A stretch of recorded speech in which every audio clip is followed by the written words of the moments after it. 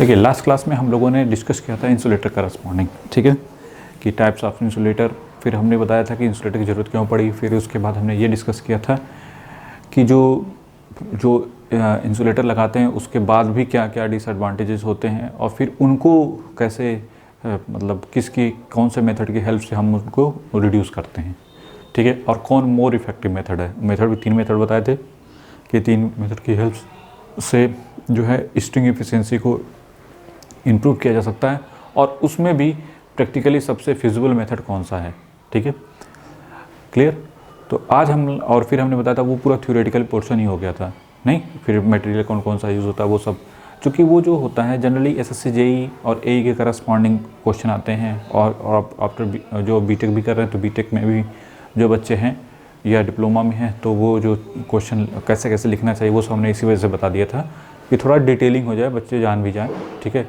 और gate ES के point of view से बात करें तो वो जो लेक्चर था वो टोटल बस ये है कि आप थोड़ा जान जाओ बस, अदरवाइज़ इम्पॉर्टेंस उतना नहीं है।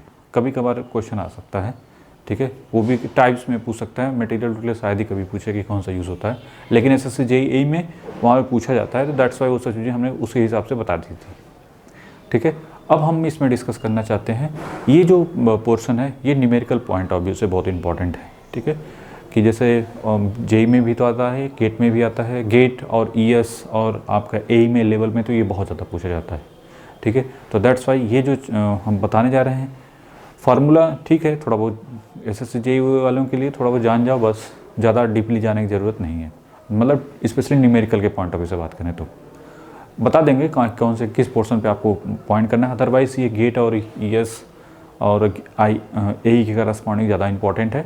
एसएससी जेईई के पॉइंट ऑफ व्यू से न्यूमेरिकल, चूँकि हमने बताया था कि जो अगर ज़्यादा डिफिकल्ट न्यूमेरिकल बने तो उसको छोड़ देने में भलाई है। हाँ, छोटा मोटा बन रहा है तब तो ठीक है, उसको कर लो थोड़ा सा, नहीं तो चलिए स्टार्ट करते हैं। तो हमने जो बताया था किसके corresponding, potential distribution over suspension type insulator, ठीक है। तो हेडिंग कोई डाउट हो तो पूछो। लास्ट क्लास में बच्चों ने पूछा था सर डेरिवेशन क्यों नहीं, हाँ डेरिवेशन इसी वजह से उसमें नहीं करवाया था कि तबीयत ना खराब, पूरा थ्योरेटिकल था ना इस वजह से, ठीक है। कुछ बच्चों ने कमेंट किया था कि सर जो है लास्ट क्लास में आपने मतलब उसी क्लास में कि सर डेरिवेशन क्यों नहीं किया। देखो डेरिवेशन इसी वजह से नहीं करवाया था क्योंकि वो पूरा थ्योरेटिकल था, तो पूरी थ्योरी तो अननेसेसरी उसमें जाके थोड़ा सा अलग सा लगता है, फील आती है, तो इस वजह से हमने इसको अलग कर दिया, ठीक है, कि आप इसी पे फोकस ना करो। थ्योरी वाला पोर्शन है तो पूरा टोटल थ्योरी फोकस करो। अब न्यूमेरिकल है तो इस प्रोसीजर को फॉलो करना पड़ेगा, ठीक है। तो पोटेंशियल डिस्ट्रीब्यूशन नीचे लिखो, पोटेंशियल डिस्ट्रीब्यूशन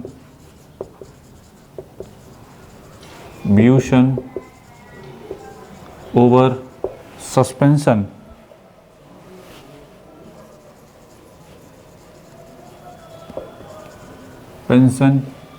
इंसुलेटर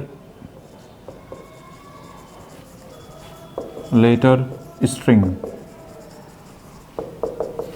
ठीक है, सस्पेंशन इंसुलेटर स्ट्रिंग, ठीक है।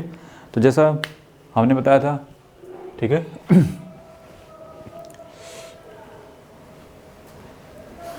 चलो डिस्कशन शुरू करते हैं। तो देखो आप डायग्राम में देख सकते हैं, ठीक है, जो आपका ये क्या है जो आपको दिख रहा है, ठीक है, ये क्या है स्ट्रिंग, ठीक है, और वो जो छोटे छोटे लगे वो क्या है, वो आपके इंसुलेटर हैं, ठीक है, इंसुलेटर की डिस्क है। तो जैसे फॉर एग्जांपल के तौर पे ऐसे देख सकते हैं लाइक दिस वन के करस्पॉन्डिंग, ये क्या है, ये टावर का, ये आपका जो भी कनेक्टेड है लाइक दिस वन के करस्पॉन्डिंग, ठीक है। यहाँ पे ऐसे दिखा सकते हैं, जो पोर्शन हम रिप्रेजेंट कर सकते हैं इसको इस तरीके से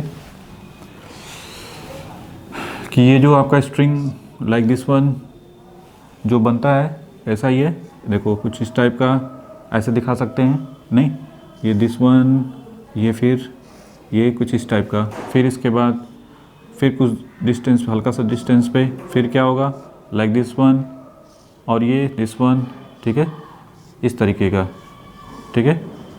फिर उसी तरीके से एक और उठा लो, आप इसको ऐसे दिखा सकते हो, जो डिस्क है वो उस डिस्क को हम कुछ इस टाइप का दिखा सकते हैं लाइक दिस वन करस्पॉन्डिंग, ठीक है, ऐसे करते चले जाओ।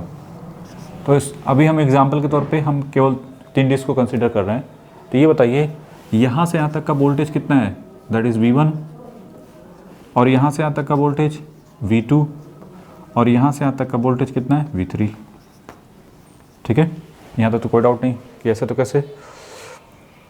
और ये जो वोल्टेज है यहाँ से यहाँ तक का वोल्टेज, ठीक है, यहाँ पे क्या होता है, ये आपका ये क्या है, कंडक्टर वायर। ठीक है, हमने सिर्फ 3 डिस्क कंसिडर किए सिंप्लिसिटी के लिए। ये जो वोल्टेज है V, यहाँ का जो वोल्टेज है, ये बताओ कौन सा वोल्टेज होगा, फेज वोल्टेज होगा कि लाइन वोल्टेज, ये बताइए। ये ग्राउंडेड होगा ना, ये पोर्शन जो आप, ठीक है, ये ग्राउंडेड से कनेक्टेड है। ग्राउंड से कंडक्टर के बीच का जो वोल्टेज होता है वो कौन सा वोल्टेज है, दैट इज़ फेज वोल्टेज। तो ये याद रखना, ये किसके करस्पॉन्डिंग आता है, phase voltage, that is phase voltage, phase voltage. और फेज वोल्टेज ही किसके करस्पॉन्डिंग, ये कौन सा वोल्टेज होगा, टोटल वोल्टेज अक्रॉस स्ट्रिंग, इसको बोल सकते हैं टोटल वोल्टेज अक्रॉस स्ट्रिंग। पहले तो क्लियर है कि नहीं, ये छोटी छोटी चीज़ें मैटर करती हैं। Phase voltage this equal to total voltage across string, string corresponding जो वोल्टेज होगा वो कितना हो जाएगा, फेज वोल्टेज। हमेशा याद रखना ये फेज वोल्टेज करस्पॉन्डिंग होगा। ठीक है, और ये कौन सा है, V1, V2, V3, ये सब वोल्टेज जो होंगे, इन सब का सम जितने भी होंगे, V1 plus V2 plus V3, ठीक है, इन सब का सम किसके करस्पॉन्डिंग हो जाएगा, V के करस्पॉन्डिंग, या स्ट्रिंग वोल्टेज बोला जाता है। ठीक है, क्वेश्चन में आ जाता है। कोई डाउट तो नहीं किसी को कि सर यहाँ पे डाउट है या वो भी जो भी है। ठीक है, ये हाँ, इसको स्ट्रिंग वोल्टेज ही बोलते हैं। ठीक है, ये याद रखना है, ये स्ट्रिंग का वोल्टेज, ये पूरी स्ट्रिंग, ये पूरा जो है वो पूरा स्ट्रिंग कहलाता है। ये डिस्क है, D1 जो भी है, नाम दे दो इसको। तो ये है आपका डिस्क।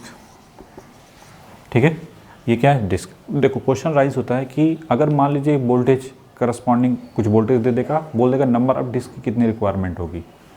ठीक है, तो ये बताइए, अगर क्वेश्चन में मेंशन नहीं किया, जैसे क्वेश्चन लिख दिया, क्वेश्चन फॉर 440 kV, ठीक है, लाइन है,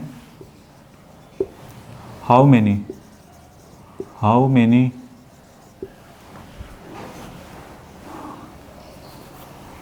डिस्क रिक्वायर्ड। ठीक है, तो ये बताइए, पहला क्वेश्चन राइज होता है नंबर ऑफ डिस्क। अगर ये मान लीजिए यहाँ पे नंबर ऑफ डिस्क कितनी है, n, तो n, और दूसरी चीज़ यहाँ पे जो नंबर ऑफ डिस्क कितनी है, नॉर्मल सी बात है n। अगर n नंबर ऑफ डिस्क ले लिया जाए और एक डिस्क कितने वोल्टेज के करस्पॉन्डिंग होती है, जनरली 11 के भी करस्पॉन्डिंग। अगर कुछ भी नहीं मेंशन नहीं किया तो 11 लेके चलेंगे।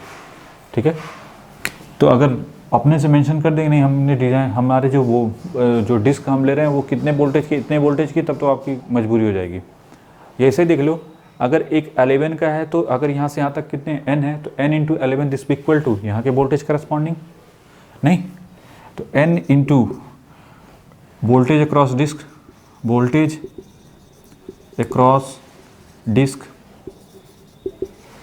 दिस इक्वल टू, यहाँ पे ये क्या है, स्ट्रिंग का वोल्टेज नहीं, voltage across string, voltage across string. ठीक है, अब ये बताइए n this equal to voltage across string कितनी है, कौन सा वोल्टेज होता है, फेज वोल्टेज होता है। तो फेज वोल्टेज की वैल्यू किससे करस्पॉन्डिंग है।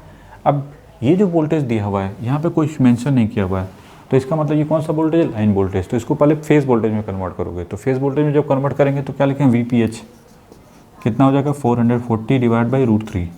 हम लोग हमेशा 3 फेज स्टार कनेक्शन लेके चलेंगे, हमेशा मेंशन करके। तो क्या हो जाएगा, 440 डिवाइड बाई √3, तो 440 डिवाइड बाई √3 डिवाइड बाई सिर्फ 11 कर दो, तो जो भी वैल्यू आएगी ये क्लोजर टू किसके करस्पॉन्डिंग आती है, दैट इज़ 23.12 के आसपास। अब ऑप्शन में अगर मान लो 21, 24, C, 27 कुछ इस टाइप का दे दिया, 30, तो कौन सा सही होगा, B is the correct option. तो ये क्लोजर है किसके, 24 के। तो नंबर ऑफ डिस्क कितनी रिक्वायर्ड होगी, 24 डिस्क की जरूरत पड़ेगी। पहले तो क्लियर है कि नहीं। सिंपल सा क्वेश्चन, 1 मार्क्स का क्वेश्चन आ जाता है इससे, ठीक है। तो मेंशन ना किया हो तो हम 11 लेके चलेंगे जो स्टैंडर्ड है। अगर कुछ अदर कोई भी वैल्यू दे दे तब उसके करस्पॉन्डिंग अलग हो जाएगा, नंबर ऑफ डिस्क नहीं। तो फार्मूला समझ में आ गया। तो एक तो ये हो गया जो बेसिक सा पूछ देता है 1 मार्क्स के क्वेश्चन में, क्लियर है। एक एक चीज़ देखो, बहुत सारी चीज़ें हैं, ये एकदम टोटल हमें बताते पावर सिस्टम टोटल फिजिक्स है, इसको हर चीज़ आप प्रैक्टिकली फील कर सकते हैं, नहीं। चलिए तो हमारा जो मेंशन अब ये है कि ठीक है, यहाँ तक तो कोई डाउट नहीं। अब थोड़ा सा 1 बाय 1 देखते हैं क्या क्या है। और जनरली बच्चे क्या करते हैं, लाइन वोल्टेज लेके डिवाइड बाय √3 कर देते हैं, डिवाइड बाय √3 बल्कि 11 कर देते हैं। 440 डिवाइड बाय 11 कर दोगे कितना आ जाएगा, 40 डिस्क, नहीं आंसर दिया रहेगा 40। और आप सोचोगे कि तो हम तो सही करके आए हैं, लेकिन बच्चों में आपने गलत कर दिया, ठीक है। तो खैर चलिए अब इसको बनाते हैं। अगर आइडियल केस की बात करें, पहले तो स्ट्रिंग इफिशिएंसी, एक टर्म होता है string efficiency, string efficiency this be equal to, जिसको n से डिनोट किया जाता है, ठीक है। स्ट्रिंग इफिशिएंसी n ऐसे होता है, n ये वाला, this be equal to voltage across string, voltage across string, ठीक है, divided by number of disc, यहाँ पे number of disc into voltage nearest, जो सबसे इस कंडक्टर के सबसे नियरेस्ट वाला होता है डिस्क, उस डिस्क का वोल्टेज, ठीक है। वोल्टेज अक्रॉस, ये याद रखना, वोल्टेज अक्रॉस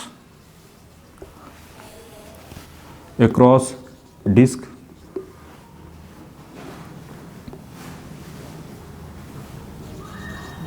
नियरेस्ट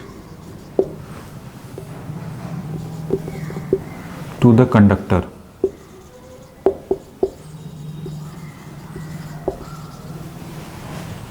क्या दिक्कत है, दिख रहा है कि नहीं जी, आ रहा सबको क्लियर। चलो, voltage across disc nearest to the conductor, ठीक है, सबसे नियरेस्ट वाला। तो अगर इसके करस्पॉन्ड लिखना हो तो आप क्या लिखोगे, V divided by N into VPH, sorry V3। और अगर परसेंटेज में लिखना हो तो यहाँ पे क्या कर दोगे, 100 से मल्टीप्लिकेशन, बस इसको पकड़ के रखना। तो कितनी नंबर ऑफ डिस्क है, ये टर्म हमने नहीं डिफाइन किया, ये स्टैंडर्ड है कि जो स्ट्रिंग इफिशिएंसी है इसी से पता चलता है मोर इफेक्टिव है कि नहीं। हम चाहते हैं कि इफिशिएंसी क्या हो, 100% रहे और क्लोजर टू 100% रहे, ठीक है। तो पहले बताओ क्लियर है कि नहीं, कि voltage across string divide by number of disc into voltage across disc nearest to the conductor. तो नियरेस्ट टू द कंडक्टर, ये कंडक्टर है, तो कंडक्टर के नियरेस्ट वाला जो डिस्क है उसका वोल्टेज, ठीक है, क्लियर है। और यहाँ से यहाँ तक का वोल्टेज, तो V divide by N into V3, ठीक है। अगर यहाँ से यहाँ तक वोल्टेज 10 है, अगर 10 डिस्क हैं तो क्या लिखेंगे, V divided by number of disc कितनी हो जाएगी, 10 इंटू लास्ट वाला जो भी होगा, अगर V10 माना है तो V10 हो जाएगा। और यहाँ पे n की वैल्यू किसके करस्पॉन्डिंग हो जाएगी, 3 की करस्पॉन्डिंग, ठीक है। तो V divide by 3 into V3 into 100, तो जो भी होगा वैल्यू उसके करस्पॉन्ड निकाल लेंगे। थोड़ा इसको सिंप्लीफाई करते हैं। आइडियल केस में मतलब जैसे इंसुलेटर है, हम यहाँ पे मान लेते कोई भी, और जैसे ये देखो, अब ये जो इंसुलेटर जब लगाया है तो नॉर्मल सी बात है, ये यहाँ वोल्टेज है, इसमें वोल्टेज है, इसमें वोल्टेज है, तो इनका कुछ कैपेसिटेंस जनरेट हो जाएगा, नहीं, कहीं भी वोल्टेज डिफरेंस है तो वहाँ पे कैपेसिटेंस है, सिंपल सी बात। तो कुछ नहीं, तो एक कैपेसिटर यहाँ पे हो गया, एक कैपेसिटर यहाँ पे हो गया, ये कैपेसिटर यहाँ पे हो गया, ठीक है। और ये जो भी था इसके करस्पॉन्डिंग, और ये कितना है, V है, मान लो हम V मान एज्यूम करके चल रहे हैं, लाइक दिस वन करस्पॉन्डिंग, ठीक है। अच्छा, वोल्टेज इनके करस्पॉन्डिंग ये है आपका, ये ग्राउंड है, टावर से कनेक्टेड है, दैट्स वाई। यहाँ पे वोल्टेज V1, यहाँ पे V2, यहाँ पे V3, ठीक है। अब आइडियल केस में जो लीकेज करंट फ्लो करेगी वो किसे, इसके करस्पॉन्डिंग जाएगी? नहीं, टोटल करंट इसी में जाएगी। अब देखो जहाँ ये जो C है, C के बारे में क्या इंफॉर्मेशन है कि ये सेल्फ कैपेसिटेंस R, इसी को बोलते हैं म्यूचुअल कैपेसिटेंस। क्या बोलेंगे? What about C? That is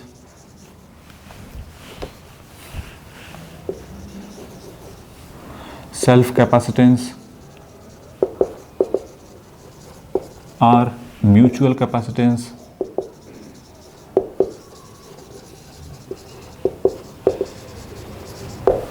ठीक है। सेल्फ कैपेसिटेंस या म्यूचुअल कैपेसिटेंस। अगर आइडियल केस होता, आइडियल का मतलब इधर से कहीं कुछ नहीं होता, मतलब जैसे जो प्रैक्टिकली क्या होगा भाई, ये देखो अर्थ है, ठीक है। जो टावर था, टावर का डिजाइन कैसा था?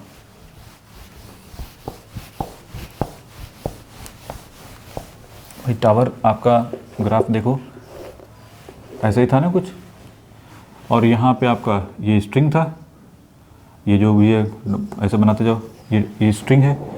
तो एक तो कैपेसिटर यहाँ पे जनरेट होगा, साथ साथ इस ये भी अर्थ, ये भी देखो ये किससे कनेक्टेड है, ये तो अर्थ हो गया। नहीं, टावर एक अर्थ इलेक्ट्रोड के तरीके से बिहेव कर रहा है ना। तो ठीक है, यहाँ पे वोल्टेज इनके corresponding voltage V1, V2, V3 ऐसा करते चले जाएंगे। कैपेसिटर जनरेट हुआ, ठीक है, लेकिन यहाँ पे भी तो शंट कैपेसिटेंस आएगा, देखो इसके करस्पॉन्डिंग, फिर क्योंकि यहाँ भी तो अर्थ की तरीके से है। तो अगर इनको निगलेक्ट कर दिया जाए, हमारा मोटिव होता है कि इसको निगलेक्ट कर दिया जाए, सॉरी इनको ख़त्म कर दिया जाए। अगर हम इसको निगलेक्ट कर दें तो सब में करंट क्या होगी? सेम होगी। और सेल्फ कैपेसिटेंस जो डिस्क है वो जनरली जो बनी होती है, सभी डिस्क क्या होती है?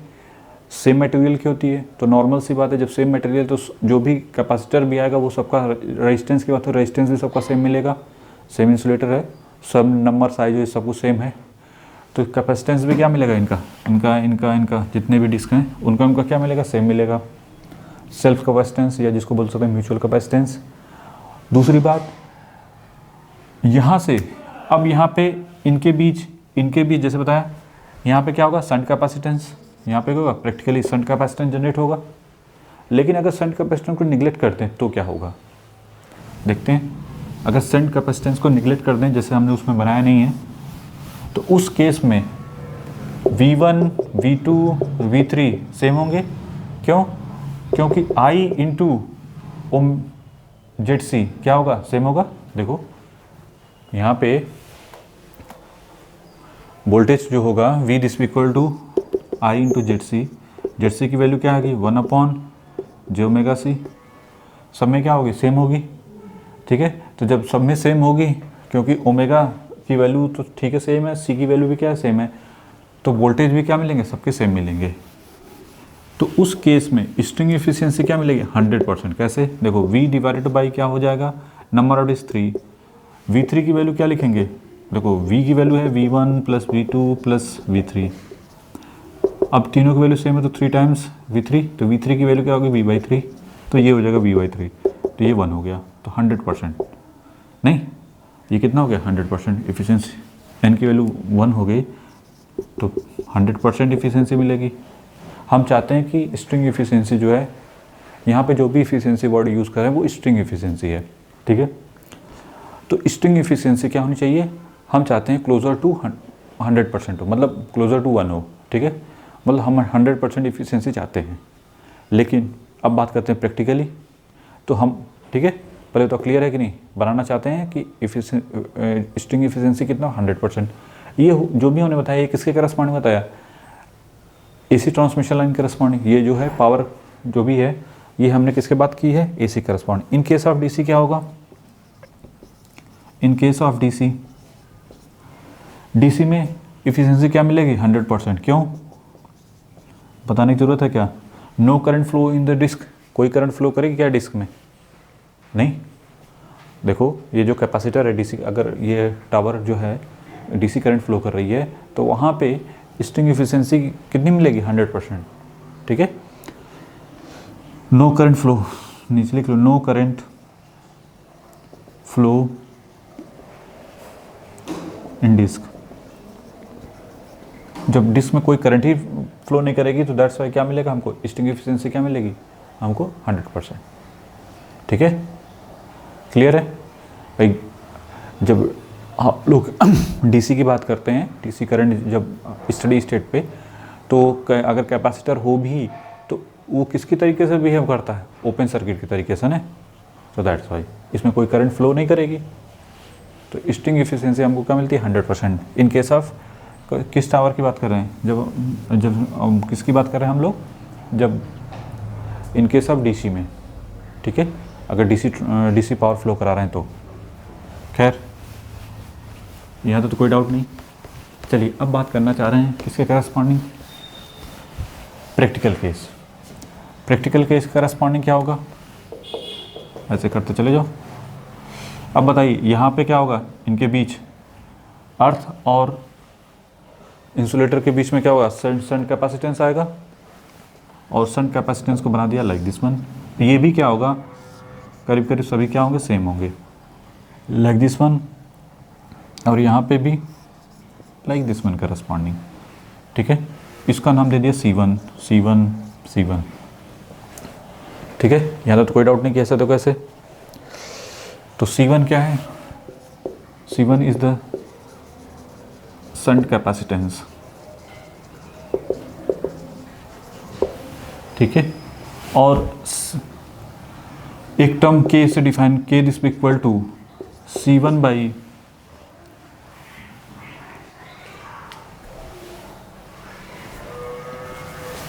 C।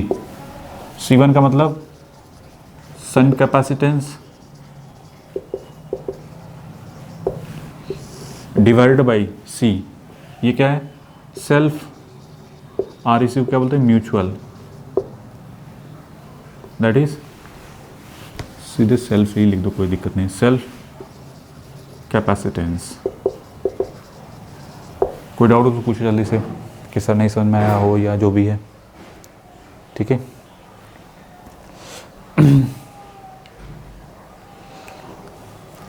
ये K जो है एक टर्म ने डिफाइन कर दिया, K this equal to C1, मतलब सेल्फ कैपेसिटेंस और C में एक रिलेशन मिलता है हमको, उसको बोलते हैं K। और फिर आगे चीज़ के आगे क्यों इंट्रोड्यूस किया गया, आगे हम वैसे तो कल लास्ट क्लास में हमने बताया भी था कि K की वैल्यू क्लोजर टू कितने होने चाहिए, हम लोग 0 टू, हम चाहते हैं कम से कम हो। ठीक है, जितनी कम से कम होगी, वैसे ही पता है कि C तो हमेशा C1 से क्या होगा, ग्रेटर ही होगा। जो C होगा वो C1 से क्या होगा, सेल्फ कैपेसिटेंस जो होगा as a compare to C1 से क्या मिलता है, ग्रेटर ही मिलता है।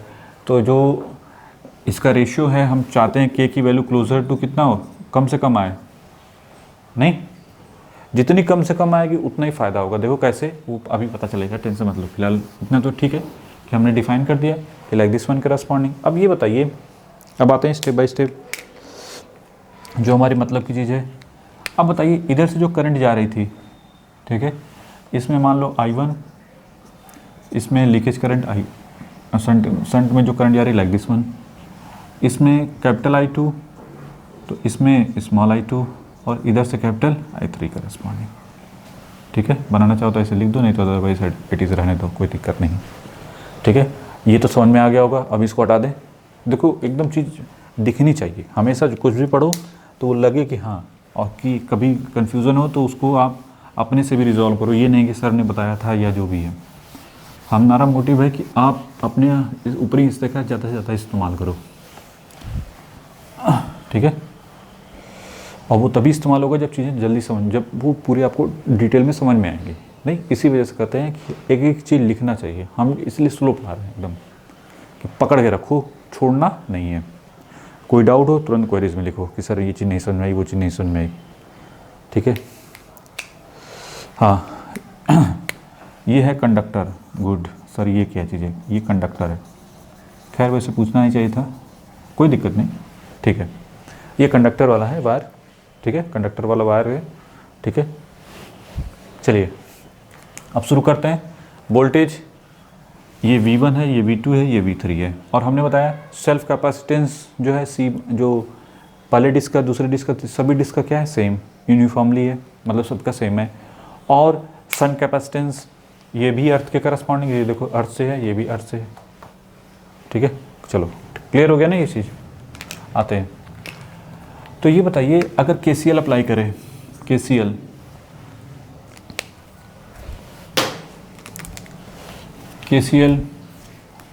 इस पॉइंट पे अप्लाई करो, इसका नाम 1, इसका नाम 2, KCL एट पॉइंट लिखो या जंक्शन लिखो, जो भी लिखना है, ठीक है। पॉइंट 1 लिख दो, ज़्यादा सही है। कुछ लोग दिक्कत करना, पॉइंट शुरू हो जाएंगे, सर जंक्शन लिखो ज़्यादा सही है। जंक्शन 1, ठीक है। और ये I1 प्लस कैपिटल I1 प्लस स्मॉल I1। अब ये बताइए I2 की वैल्यू किसके करस्पॉन्डिंग होगी? वोल्टेज इंटू ओमेगा सी, नहीं क्या होगा, j omega C. Voltage V2 into j omega C. I1 की वैल्यू क्या हो जाएगी? यहाँ से यहाँ तक का वोल्टेज कौन होगा? देखो जो वोल्टेज यहाँ का वोल्टेज है, ये भी अर्थ से कनेक्टेड है ना, ये V1 है, तो ये भी वोल्टेज क्या होगा? V1। दिक्कत हो रही है तो इसको लिख लो ऐसे, ठीक है। अब तो क्लियर हो गया। तो क्या हो जाएगा? V1 जे ओमेगा C1, और ये V2 की वैल्यू कितनी है, सॉरी कैपिटल I1 क्या है? जे ओमेगा C इंटू बी। तो सब कैंसिल हो गया। V2 की वैल्यू किसके करस्पॉन्डिंग? V1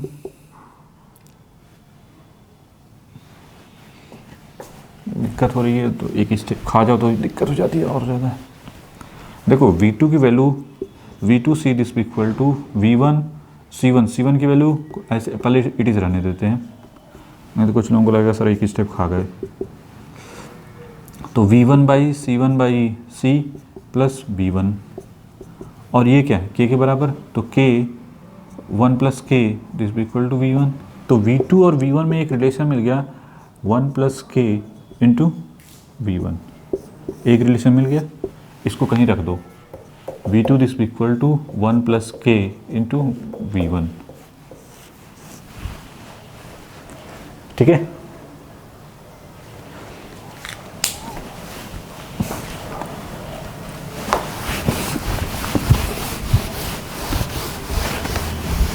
मोटिव क्या है? स्ट्रिंग इफिशिएंसी फोकस करना ना। स्ट्रिंग इफिशिएंसी क्या होगी? इसका voltage divide by total voltage, हमको यही फोकस करना है। तो V2 और V1 में एक रिलेशन तो मिल गया। अब आते हैं नेक्स्ट वन कि V2 पे इस पे हो गया, अब जंक्शन 2 पे KCL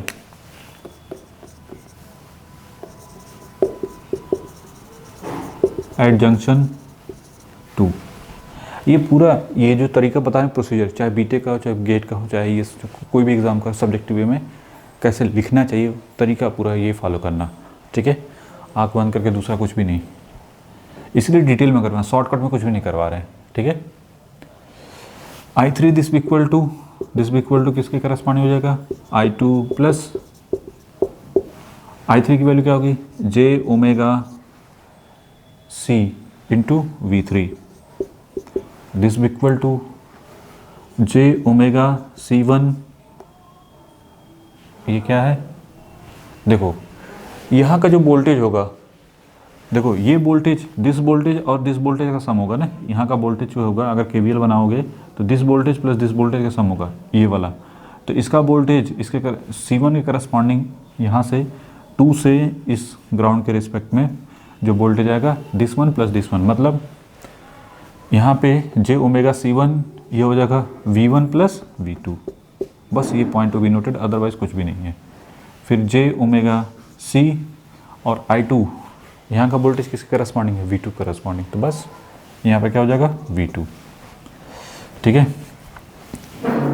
तो V3 this equal to C1 by C, ये हो जाएगा V1 प्लस V2 प्लस, ठीक है। तो V3 की वैल्यू किसके करस्पॉन्डिंग हो जाएगी? ये K V1 plus V2 plus V2, ठीक है। कहीं कुछ गड़बड़ तो नहीं है? हाँ, तो K V1 plus 1 plus K into V2, ये हो गया आपका V3। अब V2 को in the terms of V1 लिखना चाहो तो जैसा चाहो ऐसा कर सकते हो, प्लस 1 प्लस K का whole square into V2, sorry V1 तो V3 in the terms of V1 लिखना चाहो तो क्या बनेगा, वन प्लस के स्क्वायर, हाँ के स्क्वायर, ठीक है, 3k इंटू V1, ठीक है।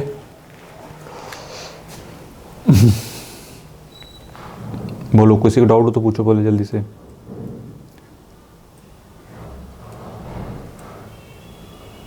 ठीक है, V1 V2 V3 में रिलेशन मिल गया, बस और कुछ नहीं करना है, और फिर वैल्यू पुट कर दो, ठीक है, तो आ जाएगी वैल्यू। जैसे स्ट्रिंग इफिशिएंसी, अब इन सबको V3 को in the terms of V1 हो गया, और V हमारा किसके correspond, V1 plus V2 plus V3, V1 है, ठीक है, in the terms of V1 सब लिख दें, तो K into V1 plus 1 plus k square plus 3k into V1। याद करना भी इजी है, देखो V2 की वैल्यू 1 प्लस के, पहले में तो कोई दिक्कत नहीं, दूसरे में 1 प्लस के, तीसरे में 1 plus k square plus 3k, नहीं, इंटू V1। तो बस ये आ जाएगा जो भी है, ये 1 प्लस ये हो जाएगा 3, सॉरी ये हो जाएगा 3 plus 4k plus k square into V1 corresponding, ये V की वैल्यू आ गई। तो स्ट्रिंग इफिशिएंसी क्या हो जाएगी, total voltage V divide by 3 into V3, ठीक है। तो V की वैल्यू जो भी है यहाँ पे 3 plus 4k plus k square divide by 3 into V3 किसके करस्पॉन्डिंग आया है, 1 plus k square plus 3k, ठीक है। ये हो गया हमारा किसके करस्पॉन्डिंग।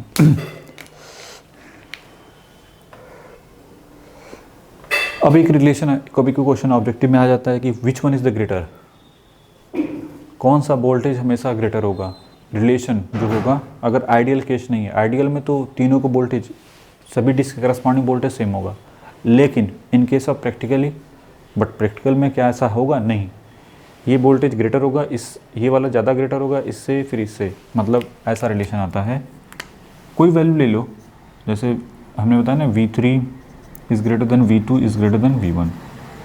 अगर कोई दिक्कत हो रही है तो कोई एक वैल्यू उठा लो, K की वैल्यू जैसे मान लो 0.2 ही ले लो कि 0.2, ठीक है। हमने क्या कर लिया कि K की वैल्यू 0.2, ठीक है, सेलेक्ट कर लिया। अब उस 0.2 करस्पॉन्डिंग आप जो है वैल्यू निकाल लो, देखो कितना आता है। V1 V2 कितना है, 1.2 V1, V3 कितना आएगा, V3 की वैल्यू किसके करस्पॉन्डिंग आ जाएगी, V3 का यहाँ पे, तो ये हो जाएगा, याद है, याद करना बहुत आसान है, 0.2 का स्क्वायर करेंगे तो 0.04 प्लस 3 इंटू 0.2 तो 0.6 इंटू V1, तो ये मिलेगा किसके corresponding, that is 1.64 V1, that is V3, ठीक है। तो आपको ऐसे ही दिख रहा है, ये ग्रेटर है इससे और सबसे ज़्यादा।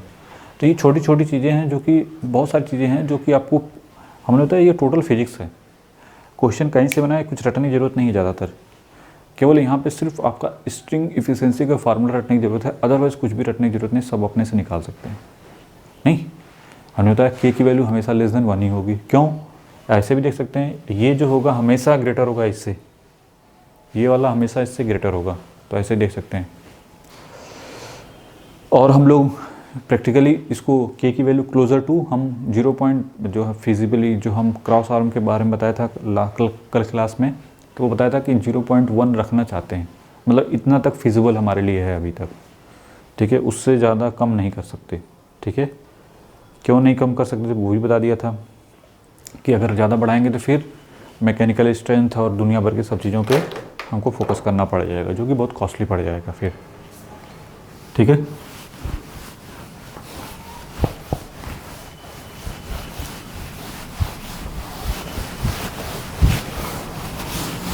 तो ठीक है, यहाँ तो कोई डाउट नहीं। तो चलिए अब क्वेश्चन देखते हैं तो ज़्यादा समझ में आएगा।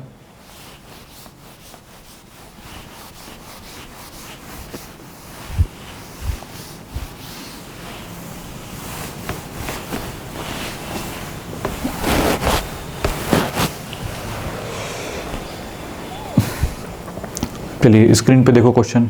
इन ए 33 kV ओवरहेड लाइन, ठीक है, ओवरहेड लाइन के करस्पॉन्डिंग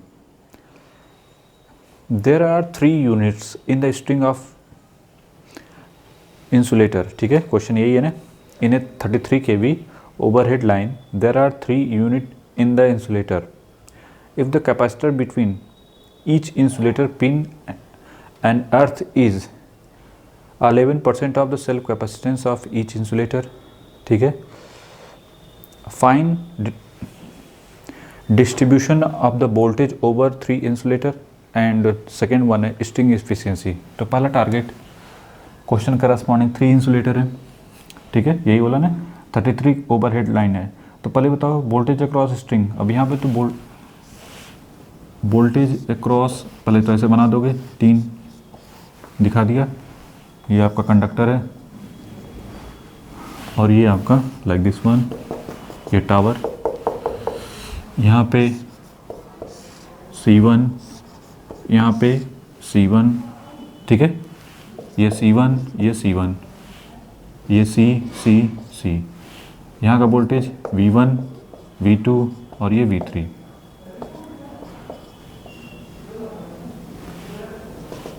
ये V2 और ये V1, ठीक है।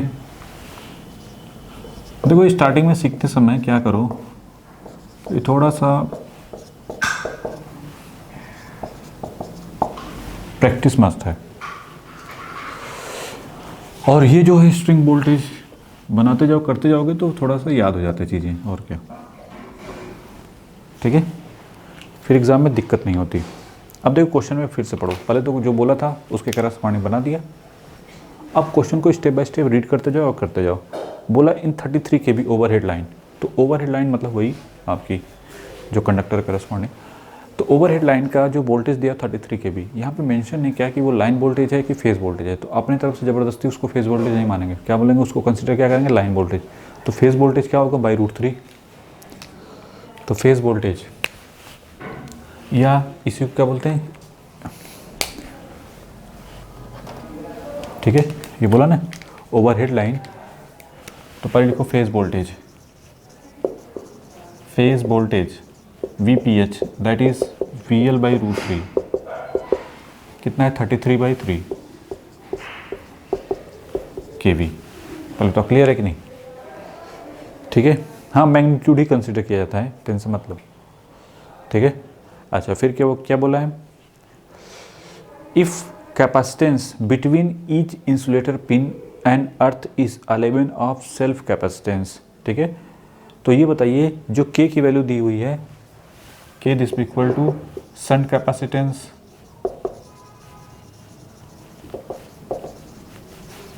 डिवाइडेड बाय सेल्फ,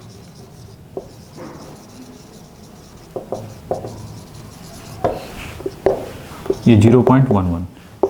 हमेशा याद रखना, कभी कंफ्यूजन है तो K की वैल्यू तो हमेशा याद रखना कि लेस देन 1 ही होगी, ठीक है। तो ये नहीं कि 11 लिख दिया, सीधे सीधे हमेशा लेस देन 1 होगी। तो वो जो भी है 0.11, प्रैक्टिकल केस एकदम प्रैक्टिकल डाटा लिया इसने, ठीक है, क्लोजर टू 0.1 है ना, तो दैट्स वाई बताया भी था। तो चलिए अब हमारा टारगेट है V1, V2, V3 को निकालना, बस कुछ नहीं करना है। I2 की करस्पॉन्डिंग आप चाहो तो डायरेक्ट फार्मूला लिख दो, या तो फिर अगर स्टार्टिंग में सीख रहे हो तो ये करंट किसके corresponding, this one plus this one, नहीं, I2 this equal to capital I1 प्लस स्मॉल I1। तो ये J omega C this equal to J into V2 this equal to J omega I1 की वैल्यू किसका, capital I1 की value किसका correspond, J omega V1 और small I1 की value J omega C1 into V1, ठीक है, यही होगा। तो V2 की वैल्यू क्या मिली थी, 1 प्लस K इंटू V1, इन सबको वैल्यू लिख दो, 1 प्लस K इंटू V1। और दूसरे वाले में क्या मिला था, I3 this equal to I2 plus small I2 J omega C V3 this equal to I2 किसके corresponding j omega C V2 plus j omega C1 V1 plus V2। तो ये मिला था हमको K प्लस, याद है ये कितना हो जाएगा K V1 प्लस, आप चाहो तो K के टर्म्स में वैल्यू पुट करके रख लो, या फिर ऐसे ही ऐसे K V1 plus 1 plus K V2 that is V3। और या V3 की वैल्यू वही K कितना है, सॉरी ऐसे लिख सकते हैं 1 plus K square plus 3K, ये है ना जी।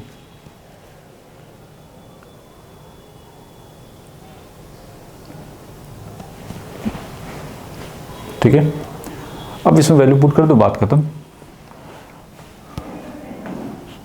तो V2 V1 में क्या रिलेशन है हमें नहीं पता, लेकिन इतना पता है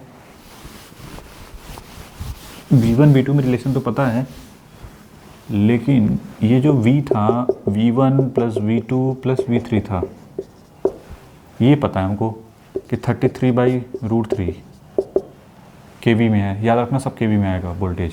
V1 की वैल्यू, V1 को 80 रहने दो, ये 1 प्लस K 0.11 प्लस 1 प्लस 0.11 का whole square plus 3 into 0.11 into V1, ठीक है 1 प्लस ये सब, ठीक है। तो V1 की वैल्यू कितनी आ रही है 33/√3 डिवाइड बाई, निकालो अपने से वैल्यू 1 1 1, ये हो गया 3, ठीक है ये 3, तो ये 4 इंटू 0. मतलब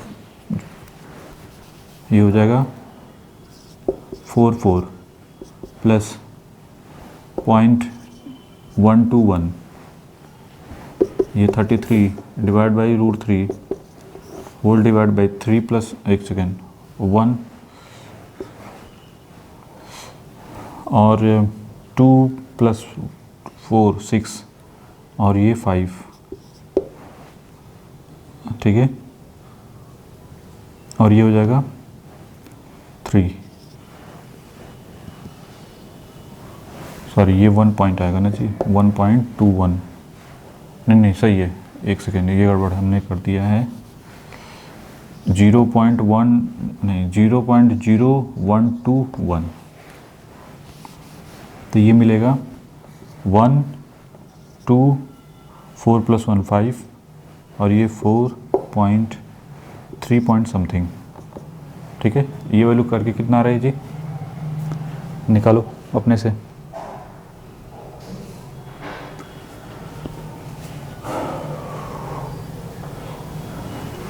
ये आ रहा है 19.05, ठीक है सही, डिवाइड बाय 3.4521, कितना आ रहा है, निकालो जल्दी से।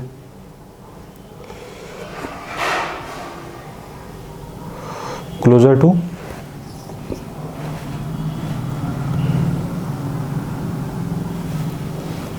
5.52 kV, ठीक है। चलिए तो वोल्टेज अक्रॉस टॉप यूनिट जो है वो कितनी आ रही है, V1 की वैल्यू, इसको टॉप यूनिट बोलेंगे voltage, good, voltage across top unit, चलो टॉप यूनिट इसको बोलेंगे, दैट इज़ V1 कितना आया 5.52 kV। चेक कर लेना अपने से जरूर, ये सब मैग्नीट्यूड वाइज, आप चाहो तो ये जो वार लगाने की जरूरत नहीं है इस पर, ठीक है, इसके ऊपर ये लिखने सब मैग्नीट्यूड ही निकालना है ना, दैट्स ऑल। रीचेक कर जरूर कर लेना अपने से, ये नहीं कि सर हमने तो भाई कल से यूज़ नहीं किया, आप लोगों ने जो बोला बस वही हमने लिख दिया है। 5.52 सही है सबका, नीचे 5, चलो ठीक है, चलो नेक्स्ट वन। तो ये हो गया V1, अब तो V2 निकालना ईजी हो गया। V2 की वैल्यू 0.11 इंटू V1 ये हो जाएगा 1.11 इंटू 5.52, निकालो अपने से V2 और V3 की वैल्यू भी निकालो, कितनी हो जाएगी 1 plus 0.0121 plus 3 into 0.33 into V1, V1 की वैल्यू कितनी है, इंटू V1 है 5.52। देखो एक गड़बड़ हुआ तो पूरा गया। आप लोगों ने जो बताया अगर ये सही है तभी आगे सही होगा, नहीं तो पूरा का पूरा गया। ये कितना रहा है, कितना रहा जी 6.13 kV। अगर 2 मिल गया तो पूरे में से जो हमारा V आया था, V कितना था 19 पॉइंट कितना था जी, V की वैल्यू कितना, V की वैल्यू आई है पर फेज़ में 19.05 kV। इसमें से माइनस कर दो, ठीक है, या फिर इनको करके देख लो। 1 पॉइंट कितना हो जाएगा, ये तो 1 2 3 प्लस 1 4 और ये 3, तो 1.3421 इंटू 5.52 कितना रहा है 7.4 kV। गुड, करके देख लो एक बार, रीचेक कर लो। तो इफ़िशियंसी क्या हो जाएगी स्ट्रिंग, तो पहले तो ये सभी वोल्टेजेस मिल गए, ठीक है। V2 जो है बॉटम का हो गया और V3 जो हो गया वो किससे करस्पॉन्डिंग, नहीं V3 जो है बॉटम का और मिडिल का क्या हो जाएगा V2, ठीक है। मिडिल डिस्क का वोल्टेज V2 हो गया और ये बॉटम वाले डिस्क का V3। चलिए आप देख सकते हैं यहाँ से कि V1 की वैल्यू है, V2 की वैल्यू कितनी है, दैट इज़ 6.13 kV और ये V3 की वैल्यू किसके करस्पॉन्डिंग है, सिर्फ मैग्नीट्यूड वाइज लिखो। V3 की वैल्यू जो आई है 7.4 kV, ठीक है। तो 7.4 kV, एंगल हमने 0 लेके चलाएं तो वो जैसे V2 हमने यहाँ पे ऐसे लिखा हुआ ना, तो सब में जो भी है एट द एंगल 0 कर दो, कुछ भी एंगल होगा तो सबके लिए सेम होगा। दैट्स वाई सिर्फ मैग्नीट्यूड की बात हो रही है। तो लेकिन प्रोसीजर होता है इस तरीके का लिखने का, इस वजह से हमने ऐसा लिखा है सबके ऊपर, ठीक है। जब स्टैंडर्ड एग्जाम में जाएंगे तो ये प्रोसीजर ये नहीं कि ऐसे लिखो, लास्ट में आप ऐसे लिख सकते हो मैग्नीट्यूड में, अदरवाइज प्रोसीजर यही होता है फॉलो करने का, ठीक है। चलो कोई नहीं, तो स्ट्रिंग इफिशियंसी क्या हो जाएगी, वोल्टेज अक्रॉस स्ट्रिंग यही है V divided by 3 into V3। V की वैल्यू कितनी है 19.05 डिवाइड बाई 3, V3 की वैल्यू किसके करस्पॉन्डिंग है 7.4, ठीक है। तो परसेंटेज में लिखना हो तो क्या लिखोगे 100 से मल्टीप्लिकेशन। देखो एफिशिएंसी कितना कम हो गई, कितनी आ रही है जी 85.8%, ठीक है। तो ये हो गया 85.8% इफिशिएंसी, स्ट्रिंग इफिशिएंसी। देखो हमने बताया था किसकी वजह से कम हुई है, ड्यू टू शंट कैपेसिटेंस की वजह से। अगर शंट कैपेसिटेंस नहीं होता तो स्ट्रिंग इफिशिएंसी क्या होती 100%। हम चाहते हैं कि इसको स्ट्रिंग इफिशिएंसी कितना रहे, ज़्यादा से ज़्यादा रहे, मतलब क्लोजर टू 1 रहे, नहीं मतलब आप कह सकते हैं परसेंटेज में बात करें तो 100% के क्लोजर रहे। तो इसका इलाज करने का मेथड भी बताया था हमने। खैर अभी क्वेश्चन करेंगे और फिर आगे बढ़ेंगे। यहाँ पे तो कोई डाउट हो तो पूछो जल्दी से, इसको पहले नोट डाउन करो, जल्दी लिखो इसको, फिर नेक्स्ट क्वेश्चन रीड करते हैं।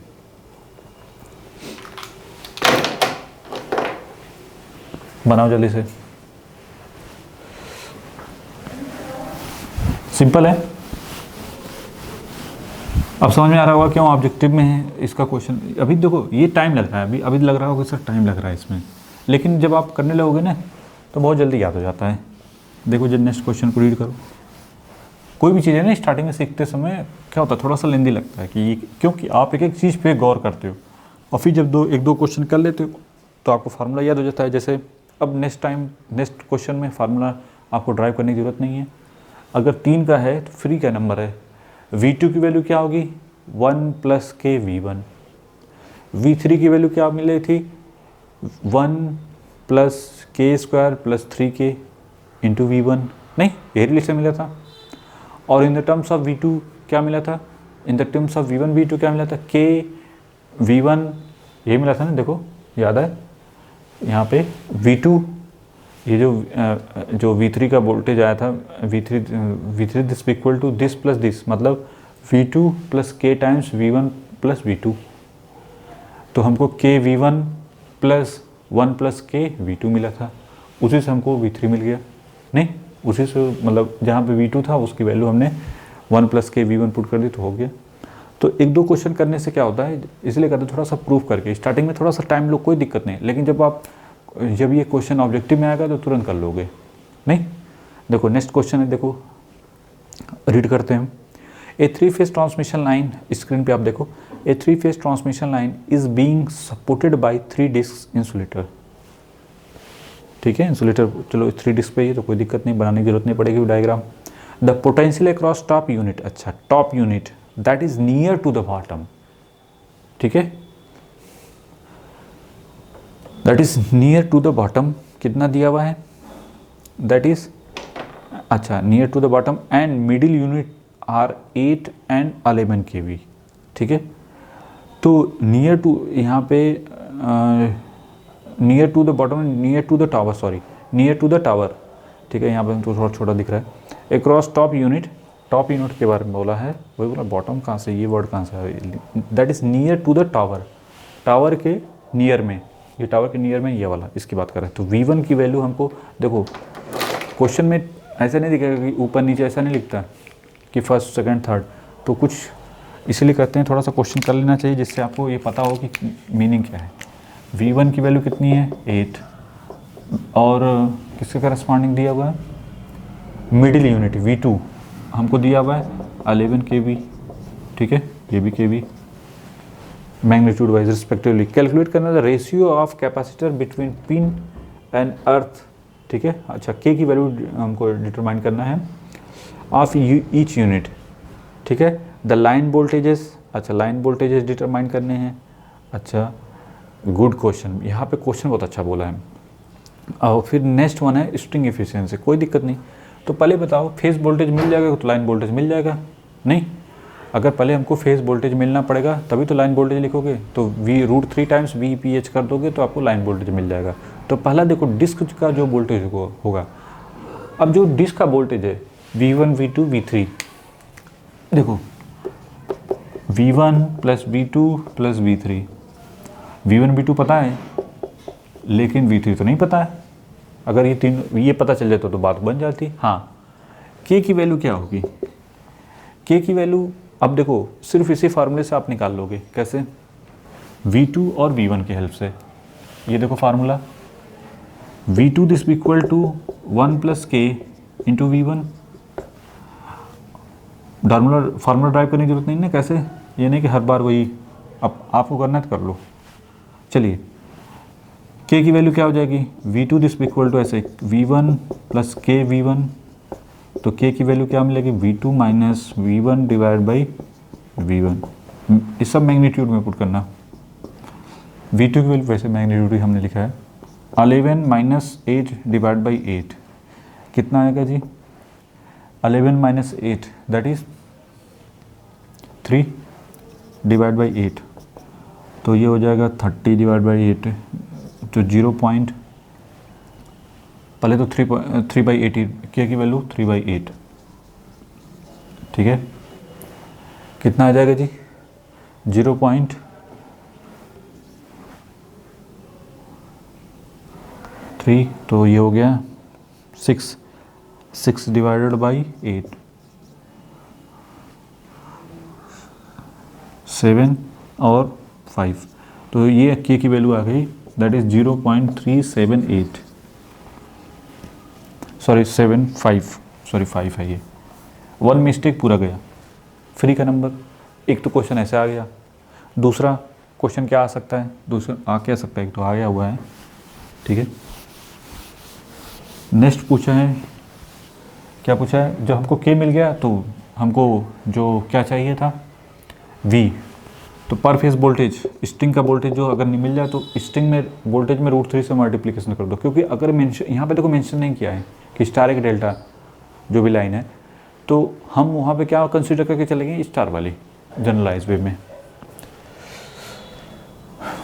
तो phase voltage is equal to V1 plus V2 plus V3। तो पहले V3 निकालते हैं। V3 की वैल्यू क्या होगी in the terms of V1? पहले तो अगर आप चाहो K की वैल्यू तो मिल चुकी है, आप इससे बचना चाहते हो कि इतना बड़ा क्यों पुट करें, चलो पुट ही कर दो। कितना है 0.375 का whole square plus 3 into 0.375 into V1 की वैल्यू कितनी 8, कितनी आई जी निकालो जल्दी से। V3 हाँ दूसरी तरीके से निकाल सकते हो, कुछ नहीं, कुछ लोगों को दिक्कत हो रही है। तो V3 की वैल्यू हमने क्या बताया था, इसका वोल्टेज देखो याद है C1 मतलब K इंटू, याद है K into V1 plus V2 plus V2। तो हमको क्या मिला था K V1 plus K plus 1 into V2।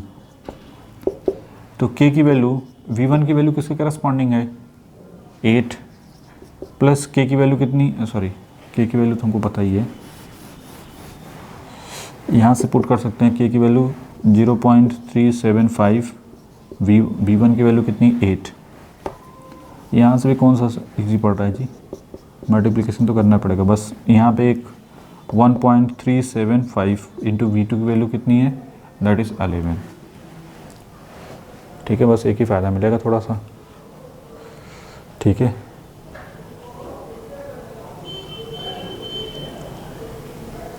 अच्छा V2 की वैल्यू, चलो गुड, V2 की वैल्यू चाहो तो डायरेक्ट पुट कर सकते थे 11, नहीं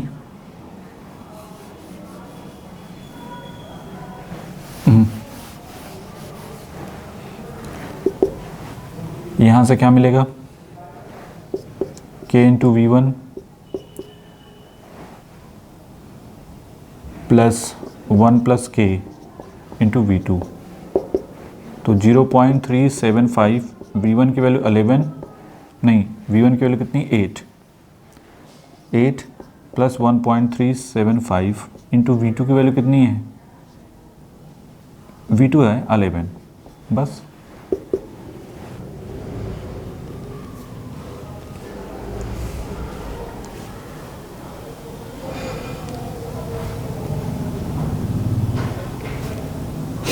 कितना आ रहा है, चाहे इससे निकालो चाहे इससे निकालो, कितना आ रहा है जी 18.12 kV। ठीक है, कोई दिक्कत नहीं। तो ये हो गया V3। तो V की value V1 plus V2 plus V3। Physical significance समझना बहुत ज़रूरी होता है। V1 की वैल्यू हो गई 8, V2 11 और ये कितना है 18.12। ठीक है, तो ये कितना हो जाएगा 37.12 kV। ये याद रखना, जो वोल्टेज हमने निकाला ये कौन सा वोल्टेज, फेज वोल्टेज। तो लाइन वोल्टेज क्या हो जाएगा VL this equal to √3 into VPH।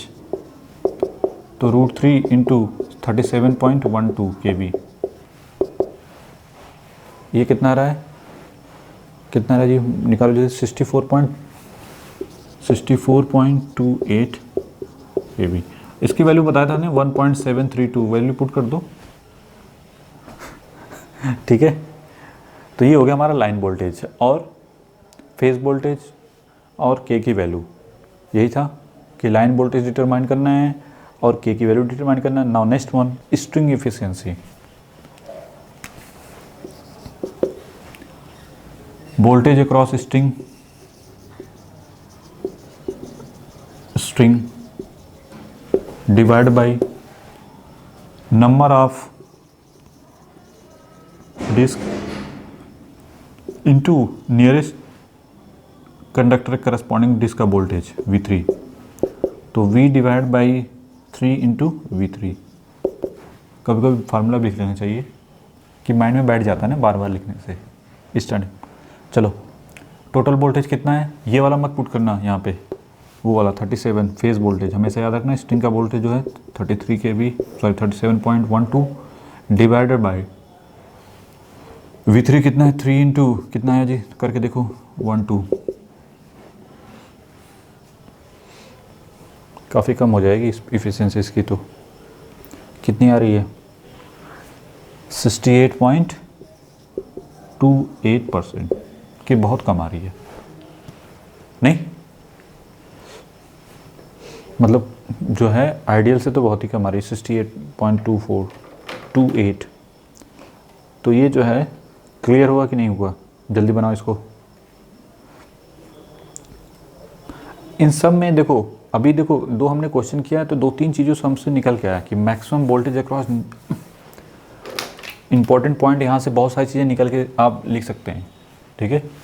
इनसे इन क्वेश्चनों को कराने का पर्पज़ सिर्फ यही नहीं है कि सिर्फ न्यूमेरिकल ही, जो छोटे एग्ज़ाम के लिए तैयारी कर रहे हैं उनको तो बस ये है कि थोड़ा देख लो, और अगर क्वेश्चन इजी आया तब तो लपेट लो, नहीं तो फिर छोड़ दो।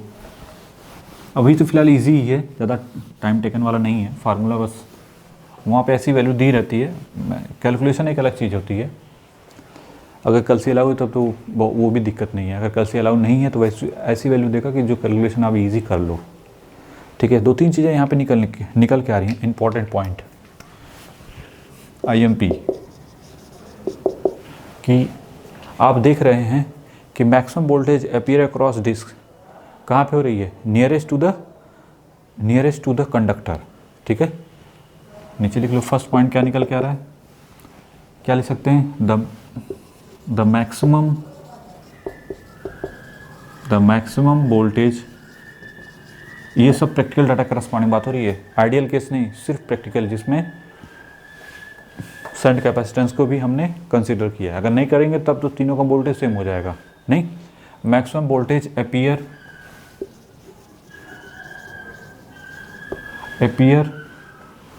The disc nearest to the conductor. Clear है कि नहीं? नियरेस्ट टू द कंडक्टर का मतलब दैट इज लाइन कंडक्टर, ये वाला सबसे नियरेस्ट वाला यही है ना, हाईएस्ट यही आ रहा है, दैट इज लाइन कंडक्टर। तो इसीलिए कहा जाता है कुछ क्वेश्चन करने से बहुत सारी चीज़ें निकल जाती हैं, जिससे जब ऑब्जेक्टिव आता है तो वहाँ पे आपको सोचना नहीं पड़ेगा क्या यार था। इसीलिए कहते हैं थोड़ा सा क्वेश्चन कर लो, तो उससे क्या होता है आपको डाटा से एनालिसिस हो जाती है बहुत कुछ। सिर्फ एक क्वेश्चन नहीं, 2-4 क्वेश्चन करने से पता चलता है, ठीक है। क्योंकि यहाँ पे जो क्वेश्चन लिए जाते हैं प्रैक्टिकल डाटा करस्पॉन्ड लिए जाते हैं, हम आलतू फालतू क्वेश्चन लेते भी नहीं हैं। और क्या निकल गया था, पूछ देता है कि जो फेज वोल्टेज है वो स्ट्रिंग का वोल्टेज होता है वो किसके करस्पॉन्डिंग है? फेज वोल्टेज के corresponding. Voltage across string, voltage across string, चलो string this equal to that is phase voltage, या फिर और क्या लिख सकते हो, voltage between line and earth, voltage between line and earth, ठीक है। और थर्ड पॉइंट सबसे इंपॉर्टेंट, ये जनरली आ चुका है कि line voltage this equal to √3 times voltage across string, voltage across string. ये तभी याद रखना, ये तभी वैलिड है जब क्वेश्चन में ये न दिया हो कि 3 फेज स्टार है कि डेल्टा है जो लाइन खींची गई है, ठीक है। तो जनरली जो दे देता है इसे करस्पॉन्डिंग, ठीक है।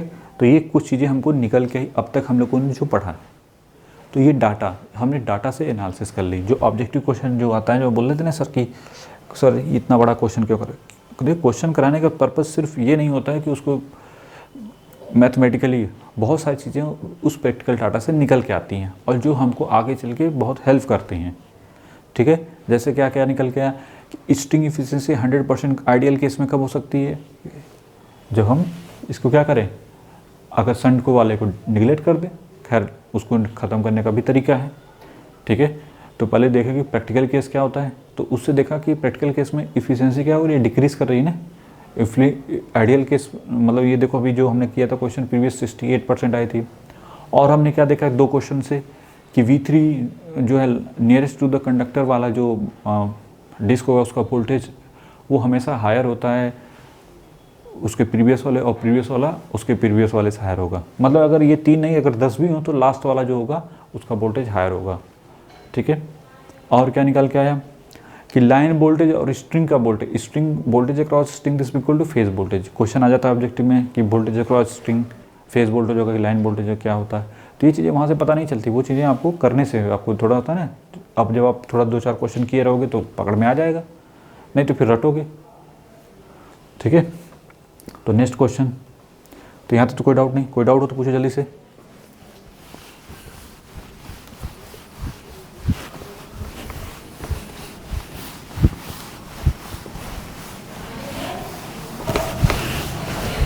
नाउ नेक्स्ट क्वेश्चन रीड करते हैं।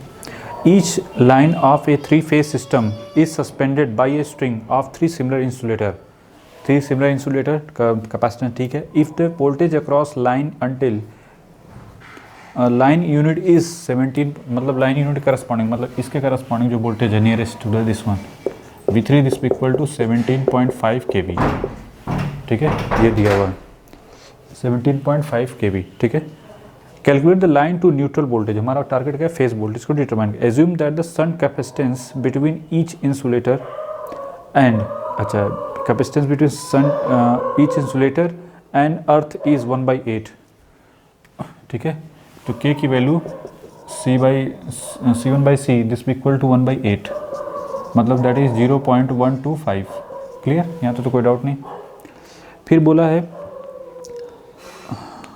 And of the capacitance of the insulator itself, also find its string efficiency। हमारा टारगेट है string efficiency, n को डिटरमाइन करना है और phase voltage.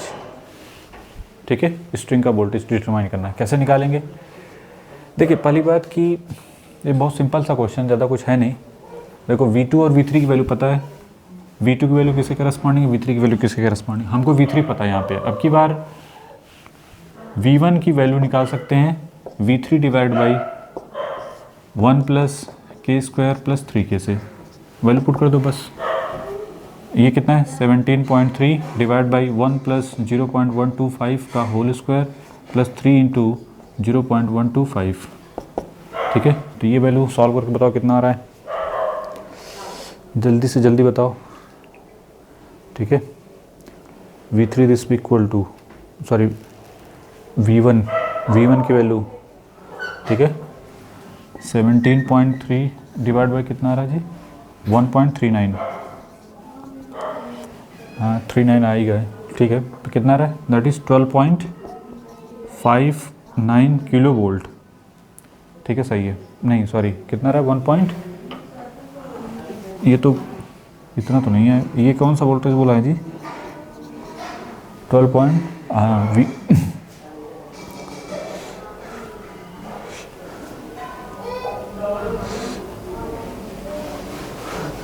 Divide by V1 की वैल्यू कितनी आई है, एक सेकेंड, कितना आई है जी, दैट इज़ 12.59 किलो वोल्ट। ठीक है, 59 V1। पहली बात ये वोल्टेज हमेशा कम होना चाहिए, देखो V3 से कम है कि नहीं, हाँ सही है। ठीक है, ठीक है, सही है। नेक्स्ट V2 निकालना है, तो V2 की वैल्यू क्या हो जाएगी, V2 this equal to 1 + k की वैल्यू कितनी है 0.125 इंटू V1 कितना है, अभी हमने निकाला 12.59। अगर गड़बड़ हुआ तो पूरा का पूरा गया, 125 इंटू 12.59 कितना आ रहा है जी मल्टीप्लिकेशन करने पे,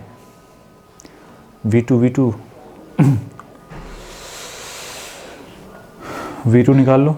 हमको क्या चाहिए था, हमारा टारगेट है,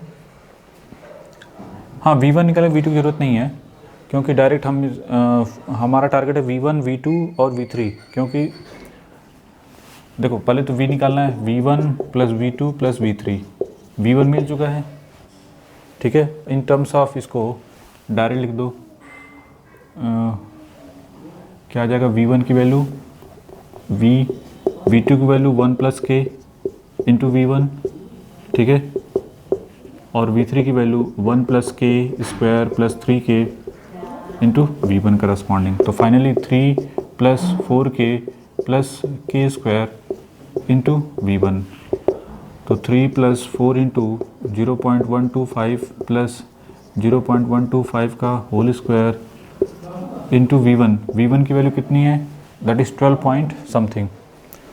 बस डायरेक्ट निकालो, इसकी ज़रूरत नहीं है, ठीक है। कहाँ गया, इंटू 12.59 kV, तो फाइनली कितना आ रहा है जी, टोटल वोल्टेज।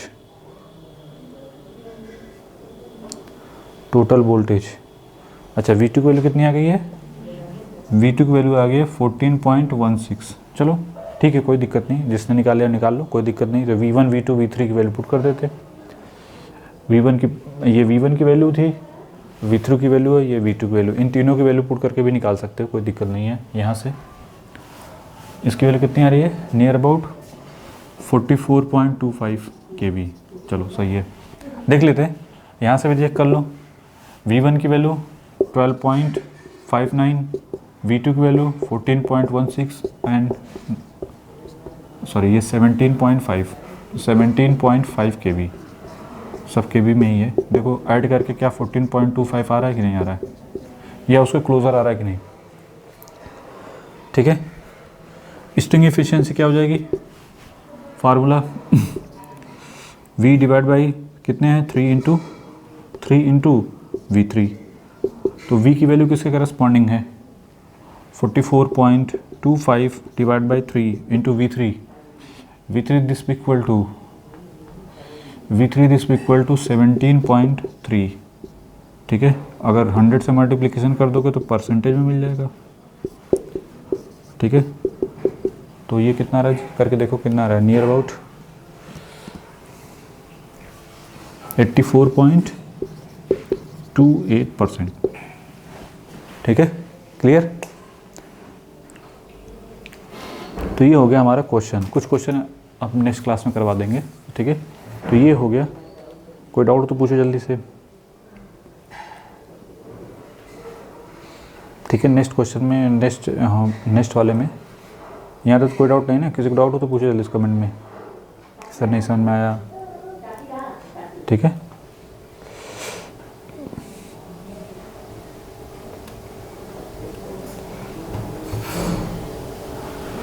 हाँ, कैसे इम्प्रूव वाला तो बता चुके हैं, उस पर भी क्वेश्चन कराएंगे, उसको पहले डेरिवेशन करना पड़ेगा, ठीक है।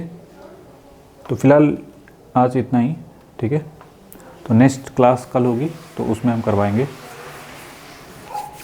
ठीक है।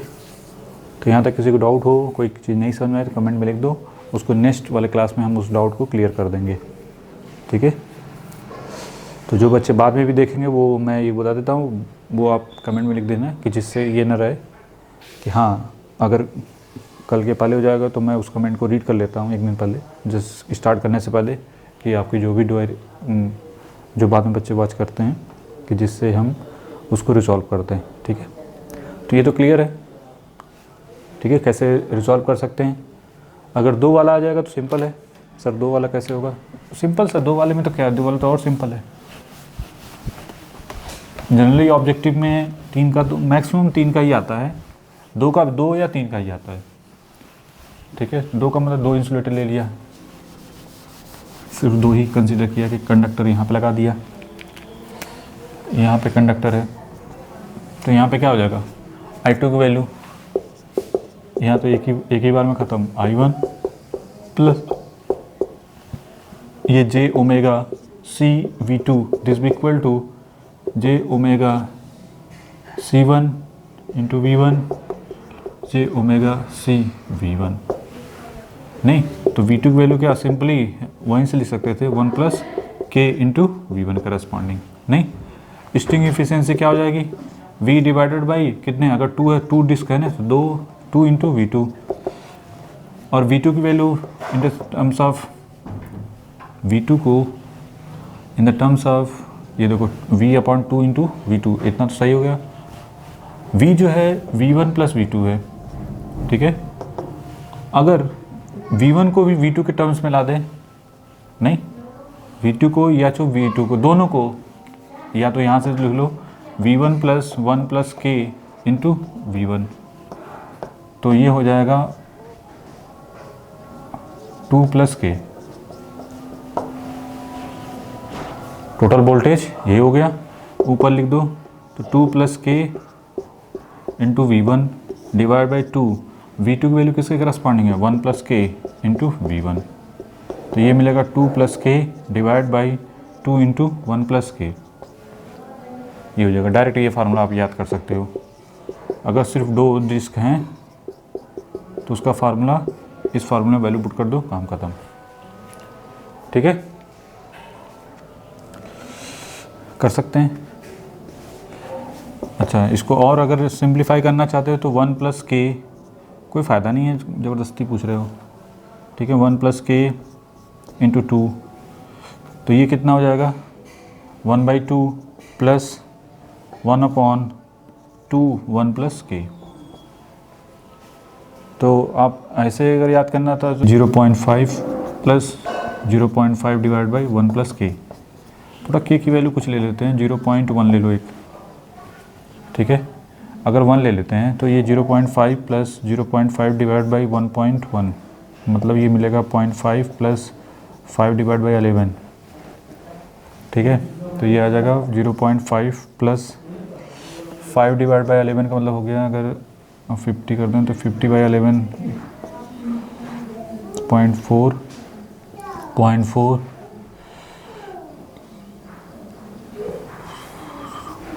तो ये मिलेगा 0.954, ये मिलेगा, मतलब 95.4% आएगी क्या स्ट्रिंग एफिशिएंसी। ठीक है, तो यहाँ तो कोई डाउट नहीं। अगर 2 के करस्पॉन्डिंग है तो कैसे क्वेश्चन करते हैं, सिंपल है, वो तो आप कर ही लोगे। तो 2 वाला तो हो जाएगा, 3 वाला भी हो जाएगा।